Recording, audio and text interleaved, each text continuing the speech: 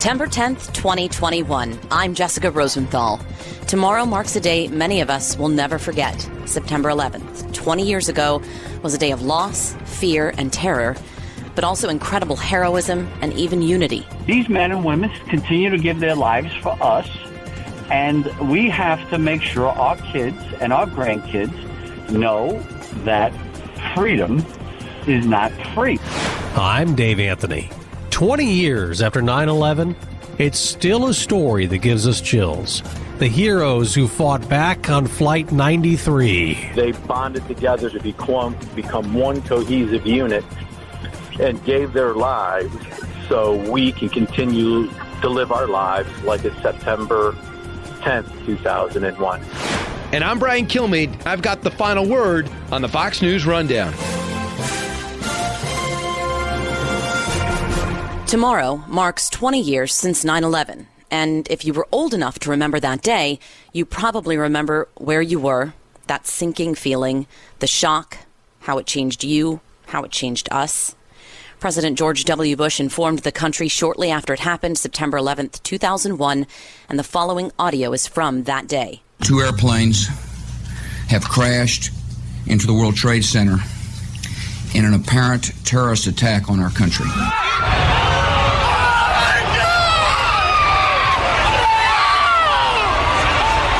We heard a very loud blast, an explosion. We looked up, and the building literally began to collapse before us. And the people who knocked these buildings down will hear all of us soon. So much has happened in the following years. New rules for flying, new laws like the Patriot Act. But this segment today is about what Mr. Rogers once said. Quote, "When I was a boy and I would see scary things in the news, my mother would say to me, 'Look for the helpers. You will always find people who are helping.'" Frank Siller's brother Stephen was a firefighter who rushed to the Twin Towers to help that day, and after he died, Siller became a helper himself, starting the Tunnel to Towers Foundation, paying the mortgages for families who've lost first responders and U.S. service members. Siller began walking from the Pentagon a few weeks ago all the way to New York, where he is ending his journey tomorrow at Ground Zero in honor of his brother.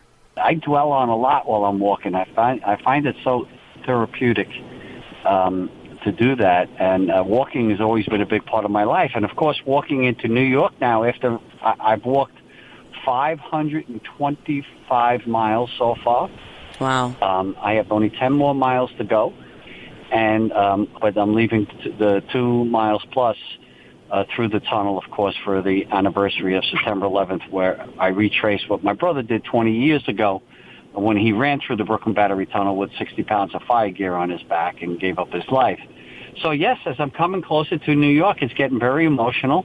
It's been emotional the whole way, but now it's almost overwhelming.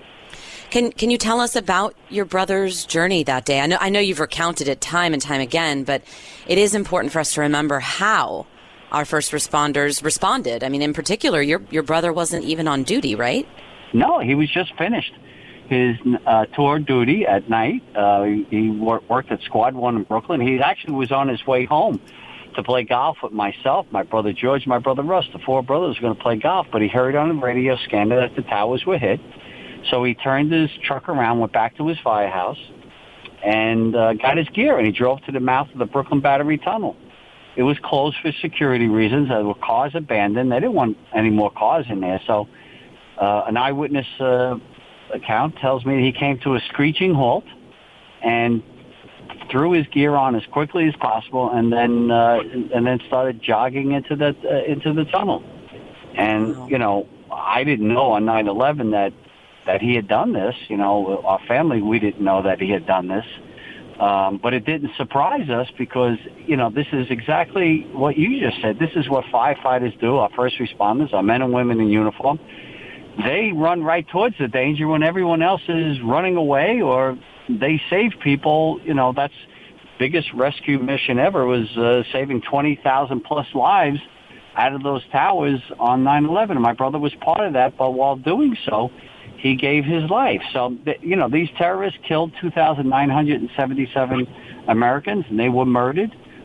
My brother gave his life on that day, along with 343 firefighters and 60 police officers and other great heroes that decide to go back or run into that building and those buildings and save other people's lives. So we were so proud of what he did. We started a foundation in his honor called the Tunnel to Towers Foundation.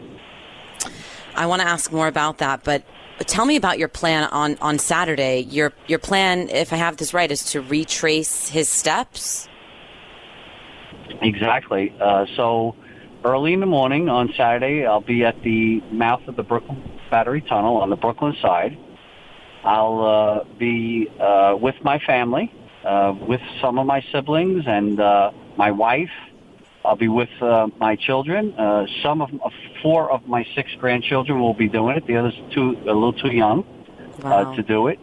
And we will be walking through that tunnel to commemorate and to honor what my brother did 20 years ago, and to bring to a close my 537-mile journey that I started on August 1st at the Pentagon, and I've walked to Shanksville, Pennsylvania, and now I'm back in New York, and I'll be finishing, as I said, on the morning of September 11th, and to honor all these great heroes, but most certainly to honor my brother and what he did 20 years ago. So I can't even imagine how emotional it's going to be to think that, I'm going through that tunnel with sneakers on.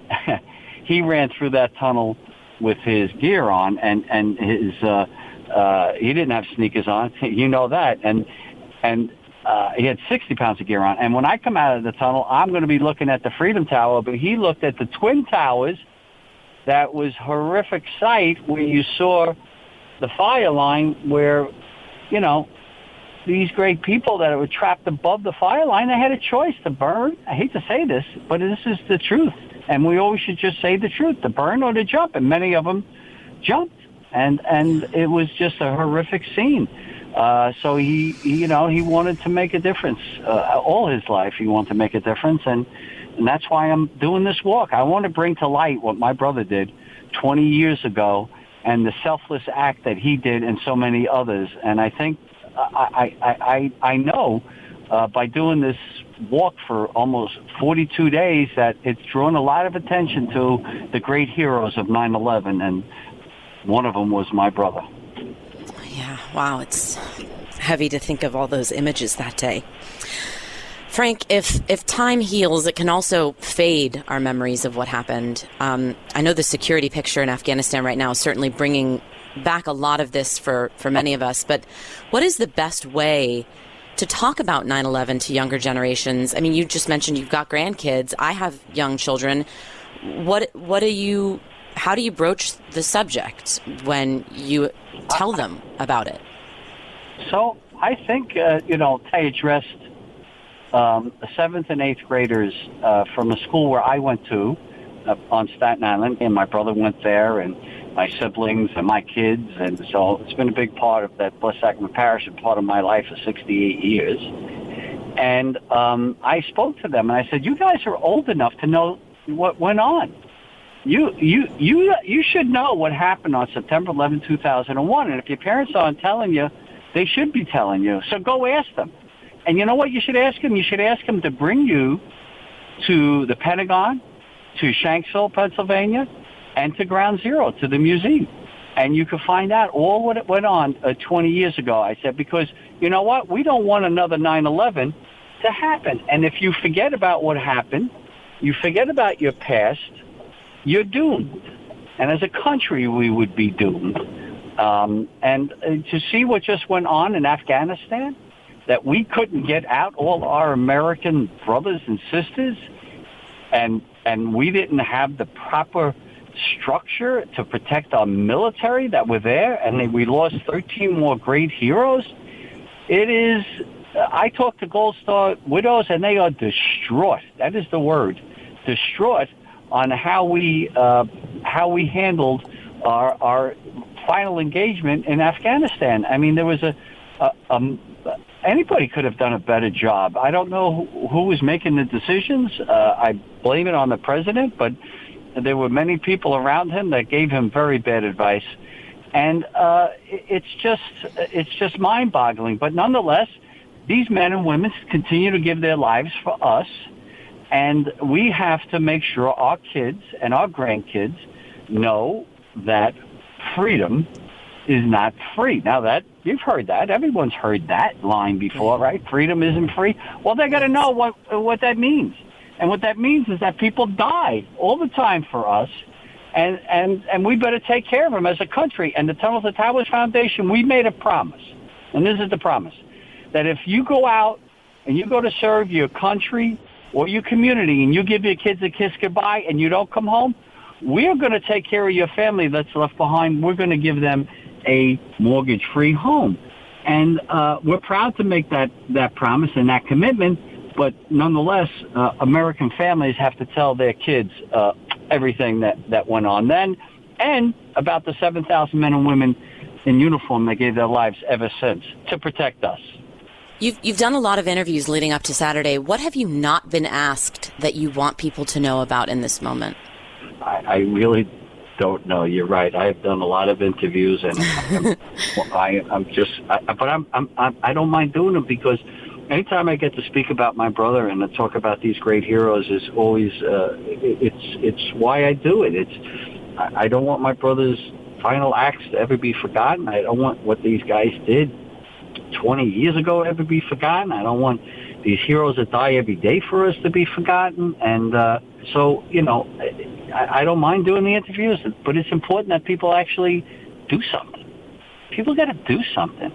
They can't just be moved to say, oh, what a story. Oh, it's beautiful. Oh, this one gave so much. Oh, my God. We got to do something. And the Tunnel to Towers Foundation, we made a conscious decision, my brothers and sisters, when we started this, that we weren't going to stay in a very dark place, that we wanted to just do good. St. Francis of Assisi said, brothers and sisters, while we have time, let us do good. Well, you know what? What we're doing is good. And you do heal that way, but we did something to help other people. And I think you just can't ooh and ah and say, how sad, look how bad, look what they gave up. No, you got to do something. And we want people to join us on doing good. And it's as simple as that. So I'll do as many interviews and as possible to make sure that we take care of these great heroes.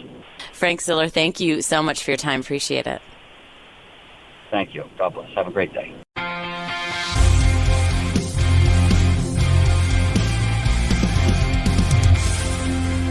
This is Brian Kilmeade with your Fox News commentary. Coming up.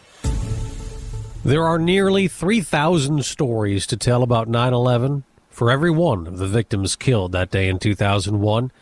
Among the most compelling come from a big hole in the ground in a field near Shanksville, Pennsylvania. From my estimates, I would guess it was probably about 20 to 15 feet long and probably about 10 feet long or 10 feet wide. It's where the last of the 4 hijacked planes crashed, killing all 33 passengers and 7 crew members. They did nothing to provoke or deserve the deliberate act of murder that Al-Qaeda carried out. One of the lessons of 9/11 is that evil is real, and so is courage. That was former President George W. Bush dedicating a Flight 93 National Memorial, and it's from there we get to hear the audio of just how compelling and chilling this 20-year-old story still is. What altitude does it appear to be he's at? He's probably 8,000 feet. He's behind us and only about 1,000 feet above us. I advise you stay away from that aircraft.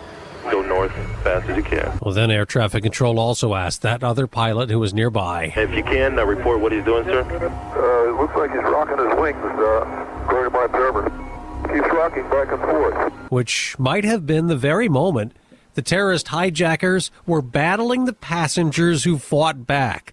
They all knew what was going on. Some used the plane's airphones to call home. Linda Gronlund called her sister. I'm on United 93, and it's been hijacked by terrorists who say they have a bomb. Apparently they have flown a couple of planes into the World Trade Center already, and it looks like they're going to take this one down as well. Mostly, I just wanted to say I love you, and I'm going to miss you. Imagine coming home to that voicemail. Todd Beamer was talking to a United agent about the plan to fight back, and his famous last words she heard was to the other passengers, "Okay, Let's roll. Air traffic control heard some of that chaos, and flight recorders also picked up the sounds of passengers crashing through the cockpit door and the struggle with the terrorist pilot who ultimately flew the plane straight into the ground, which is still horrifying 20 years later. Yes, it really is. And actually today is kind of a little harder than usual. Ken Nacke's brother was on Flight 93. We spoke to him on Thursday, which would have been Joey's birthday. It would have been 62 today. So he was 42 the day it happened. Take us back. Did you even know he was flying that morning? No, I did not, and it was rare for him to fly for work. You know, I can probably count on one hand the amount of times that he had to travel for work. You know, and he was the director of warehousing for KB Toys, so he could always, delegate it to someone else if they needed something taken care of. But, a large shipment of toys went missing. And, my dad kind of raised us saying our word is our bond. So he decided just to try to make a day trip that he was going to fly out, talk to the company, and then turn around and fly home on the red eye. So he'd only be gone a day. And he was actually celebrating his 42nd birthday when he made his flight arrangements. So a last-minute trip. And obviously, he picks Flight 93. He's on board. When did you find out that he was on that flight? It was later in the morning. Flight 93, actually crashed here in Western Pennsylvania at 10:03. I'm actually, back then I was a part of the K-9 unit with the Baltimore County Police Department, and I actually got called out to handle a bomb threat at an airport. And so it's customary for us. I knew about the plane striking the World Trade Centers. I actually watched the second plane on the TV hit the World Trade Center, and then we got a request to go out. So you're thinking, obviously, here it is, 9/11, America's under attack, and you, like all of us, horrified, and you're ready to go to work, not knowing what you're going to find, right? Yeah, it's unfortunately, I had to be kicked into his business as usual. You know what I mean? I had to provide the services to the citizens of Baltimore County. In the end, though, nothing materialized where you were going, right? No, actually, it took about an hour and a half to clear the building. So I did not know about Flight 93 actually at all when I went into the building. Because when you go in, you have to turn off all your radios, your communication stuff, so you don't want anything transmitting, your cell phones, your police radios.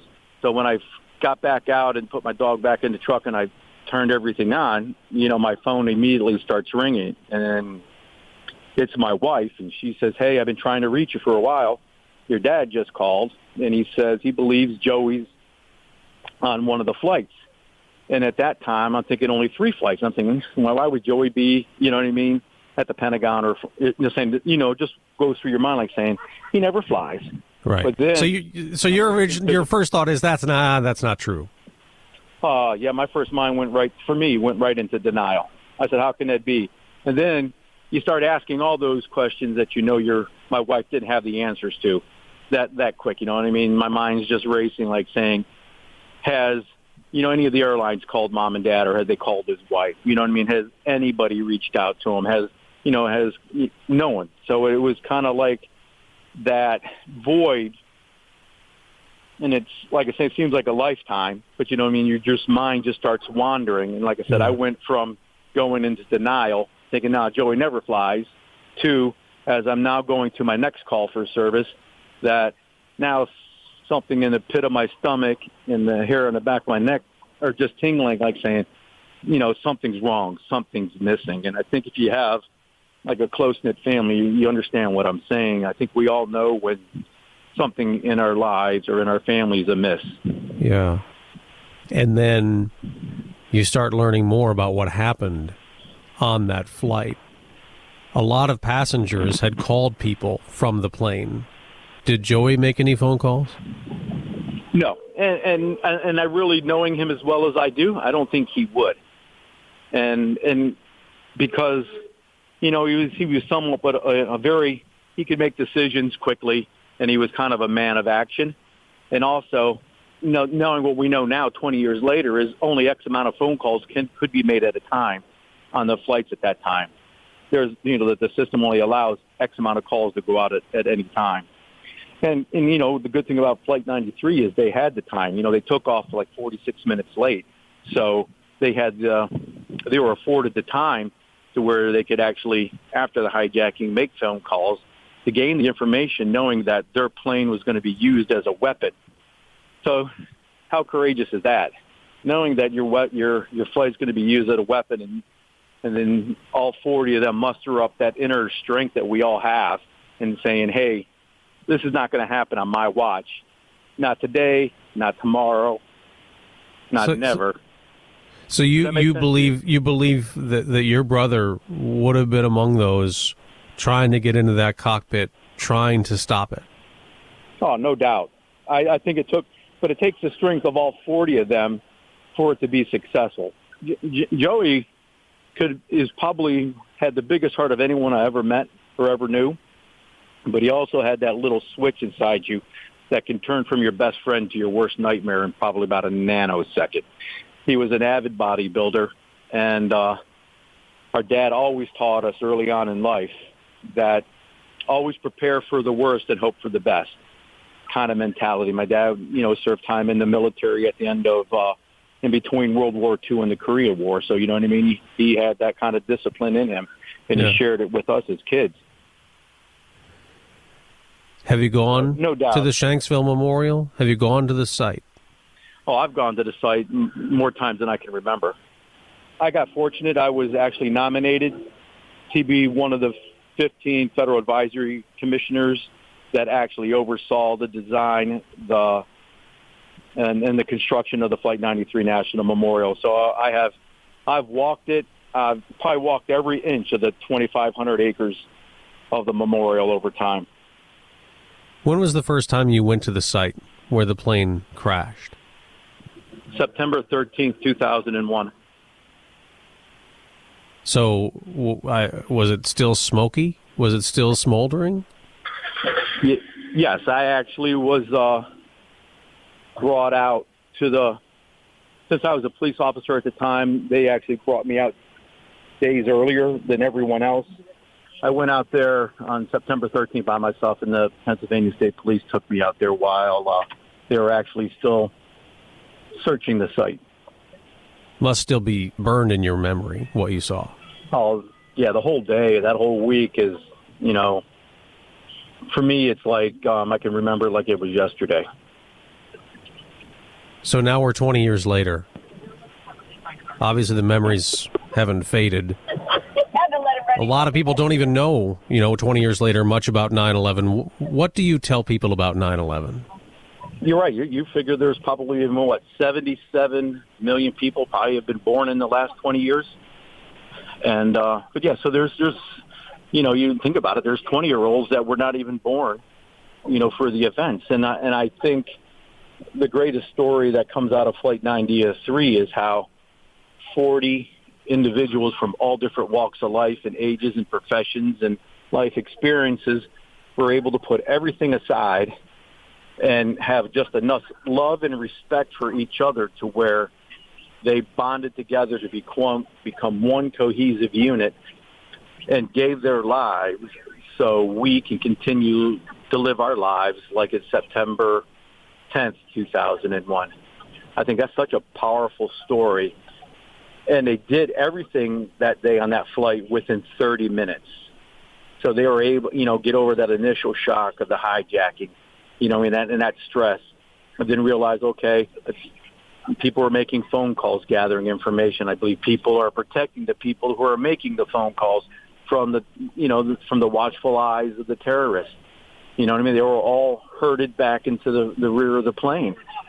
So you're thinking they gained information, put it all together, realized that this was going to be used as a weapon, and then came up with a plan, voted on a plan, and then they decided to execute it. It's an amazing story. 20 years later, It really is. And we thank you for joining us. And again, sorry for the loss of your brother, Joey. Ken Nacke, thank you very much for joining us. Thank you very much for having me.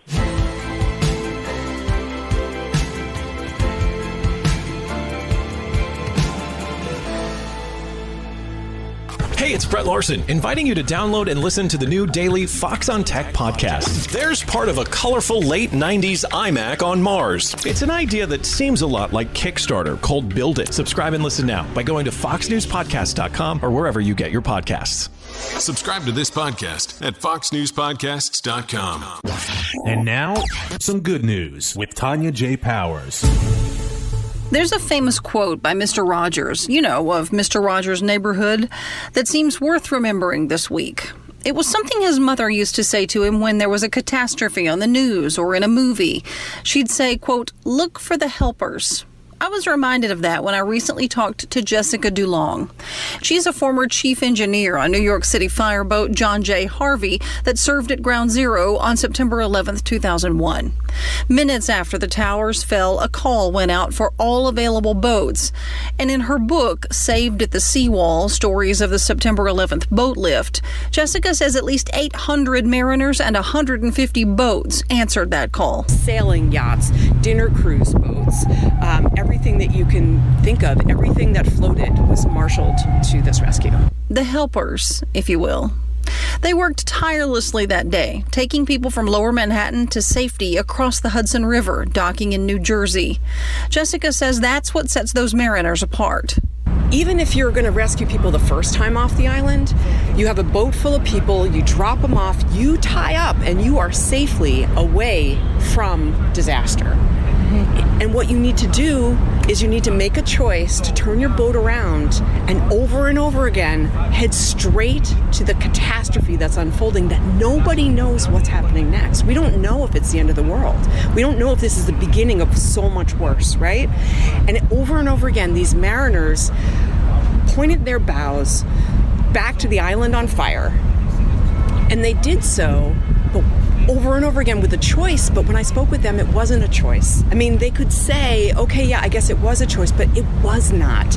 Because who they were is who we all can be, which is with the capacity to just reach into ourselves and know that when other people need help, we help. This is actually who we are. Before we get in our own way, this is who we are. Boats came from everywhere, even those that weren't passenger vessels. They scrambled to load people on board to get them off the island. It was the largest maritime evacuation in history, even larger than the boat lift at Dunkirk. Nearly 500,000 people were rescued by boat that day in Lower Manhattan. Jessica says it's the stories of these acts of heroism that she wants people to know about. We need the narratives of September 11th that tell the whole story.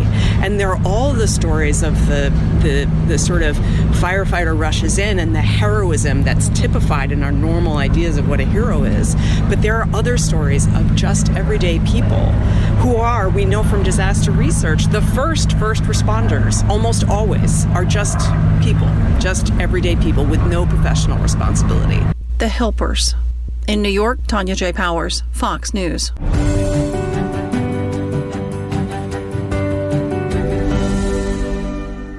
It's time for your Fox News commentary. Brian Kilmeade. What's on your mind? Hi, everyone. I'm Brian Kilmeade, and this is the Fox News Rundown. My take on 9/11 20 years later.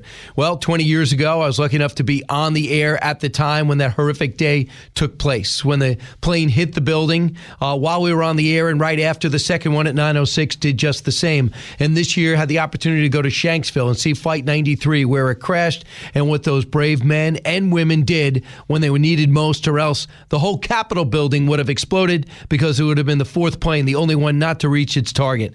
Having said all that, I'm very heartened by the fact that we can go down and see a memorial like no other that is reminiscent and worthy of the people that gave their lives that day. I think that's great. The fact that downtown has been rebuilt shows that New York would take a little bit while, but eventually get it right. What I find really disheartening is what you find disheartening, where we're at now in Afghanistan, where a president of the United States would decide to lose a war and humiliate a nation that had 200 plus years of success success. Yeah, there's been struggles. There's been some doubts. There's been battles we'd want to have back, but never in American history have we felt such defeat thrust upon ourselves, and a gift of Afghanistan to our arch enemies, the Taliban, who stand for nothing but 7th century terror, and a promise that they'll come back to hit us someday right here again. Are we ready for that challenge? I'm Brian Kilmeade, and that's my take for the Fox News Rundown.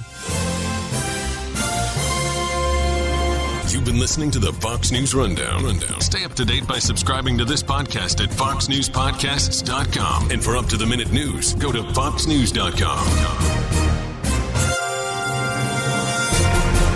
From the Fox News Podcasts Network, subscribe and listen to the Trey Gowdy Podcast. Former federal prosecutor and 4-term U.S. Congressman from South Carolina brings you a one-of-a-kind podcast. Subscribe and listen now by going to foxnewspodcasts.com. Hi, I'm Kristen Goodwin. On this episode of the Fox News Rundown, Saturday marks 20 years since the September 11th terrorist attacks, the deadliest foreign attack on U.S. soil. Chairman and CEO of the Tunnel to Towers Foundation, Frank Siller, walking over 500 miles to remember the nearly 3,000 people killed that day, including his brother Stephen, a New York City firefighter. He discusses the importance of his journey and what he wants the younger generation to know about that dark day in history. Remembering the flight that fought back, Baltimore County Police Detective Ken Nacke joins the rundown to talk about his brother Joey, who died aboard United Airlines Flight 93, and reflects on the bravery of passengers who took on hijackers trying to crash the jet in Washington, D.C. Plus commentary by co-host of Fox & Friends and host of The Brian Kilmeade Show, Brian Kilmeade. The Fox News Rundown is a daily news podcast where we take a deeper look at the stories important to you. You can subscribe on your favorite podcast player by going to foxnewspodcasts.com.